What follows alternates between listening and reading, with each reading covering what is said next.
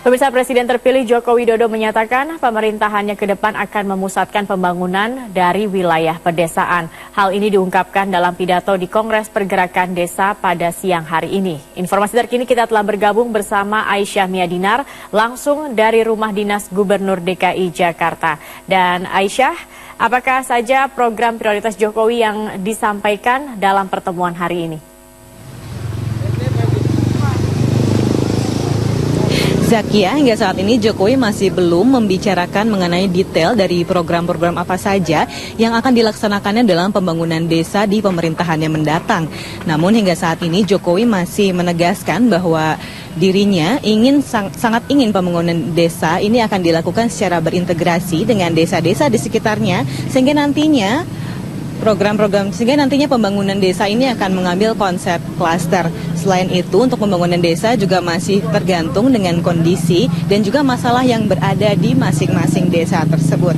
Selain itu, dalam forum tersebut Jokowi juga sempat bertukar pikiran dengan perwakilan dari komunitas Gerbang Sari dari seluruh Indonesia, sehingga forum ini pun sempat menjadi semacam forum sharing antara perwakilan dari komunitas-komunitas tersebut kepada Jokowi. Dari Papua, salah satunya adalah mengaku siap untuk membuka lahan-lahan pertanian baru, namun mereka meminta kepada Jokowi untuk memperbaiki saluran irigasi yang berada di daerah Papua.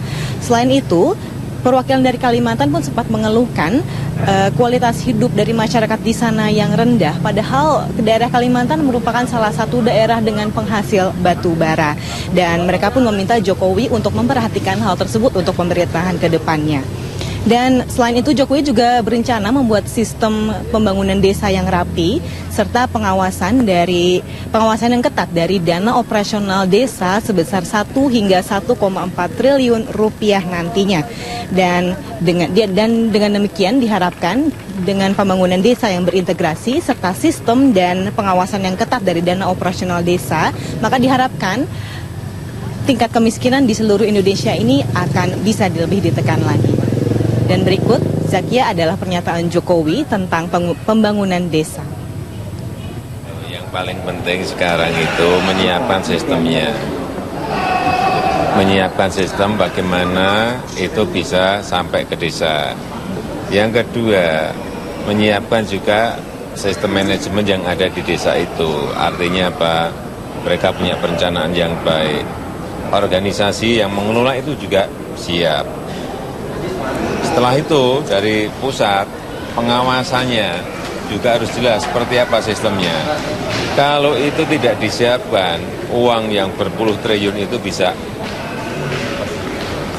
akan menjadi masalah malah. Ya, ya ini sistem ini yang baru kita siapkan. Jangan sampai nanti uang sampai di desa malah yang banyak tersangkanya, itu yang bahaya. Itu juga termasuk kayak pemotongan anggarannya seperti itu pada di pusat. Ya iya, oleh sebab itu sistem transfernya harus jelas seperti apa gitu loh. Ini yang baru disiapkan. Zakia, Jokowi juga sempat mengemukakan kemungkinan akan pertemuan kedua antara dirinya dengan Presiden Susilo Bambang Yudhoyono di pekan depan. Namun Jokowi masih belum bisa memberitahukan mengenai materi pembahasannya. Demikian, Zakia, kembali ke Anda di studio. Terima kasih Aisyah Miadinar atas informasinya. Pemirsa, Presiden terpilih Joko Widodo merespon kabar yang menyebutkan tim transisi telah mengintervensi program pemerintahan Presiden Susilo Bambang Yudhoyono. Sebelumnya pada Jumat kemarin, Presiden SBY mengingatkan komunikasi di antara tim transisi tidak diartikan sebagai upaya mengelola pemerintahan bersama-sama. Jokowi mengatakan bahwa proses kerja tim transisi yang melakukan komunikasi dengan Kabinet SBY merupakan bagian dari proses diskusi untuk membicarakan sejumlah program yang bisa dilanjutkan pada pemerintahan ke depan. Komunikasi juga dilakukan untuk meminta sejumlah data terbuka untuk kajian tim transisi. Jokowi membantah timnya berupaya untuk melakukan intervensi karena timnya juga tidak mempunyai kewenangan tersebut. Tugas tim transisi itu meminta data-data kalau diperlukan, itu pun kalau diperbolehkan, karena itu mungkin kan ada juga yang rahasia negara, ya enggak? Kalau perbolehkan. Kemudian mendiskusikan mengenai mungkin persoalan-persoalan dan program-program yang bisa dilanjutkan atau persoalan-persoalan yang belum terselesaikan. Biar kita tahu, hanya itu kok nggak ada yang lain. Tugasnya hanya itu. Presiden SBY telah mengingatkan bahwa komunikasi di antara tim transisi tidak diartikan sebagai upaya mengelola pemerintahan bersama-sama. Anggapan bahwa sekarang ini boleh dikatakan adalah masa pemerintahan bersama. Itu tidak ada. Pemerintahan sekarang adalah pemerintahan Kabinet Indonesia Bersatu kedua hasil pemilihan umum tahun 2009.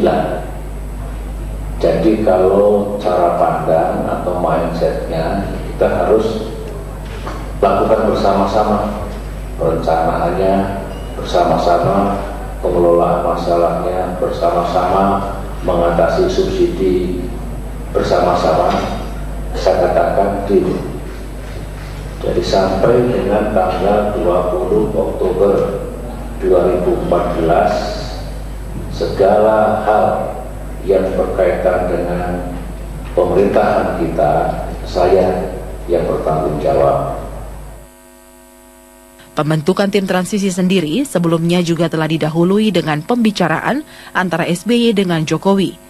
Tim transisi pekan ini telah melakukan pertemuan dengan Wakil Presiden Budiono untuk mendapatkan sejumlah masukan untuk program pemerintahan mendatang. Tim Liputan Metro TV. Sementara itu, Koordinator Forum Masyarakat Pemerhati Parlemen atau Formapi, Sebastian Salang mengusulkan pemerintahan Jokowi JK harus membangun komunikasi politik dengan Koalisi Merah Putih jika tidak ingin kebijakan-kebijakannya dihambat di parlemen.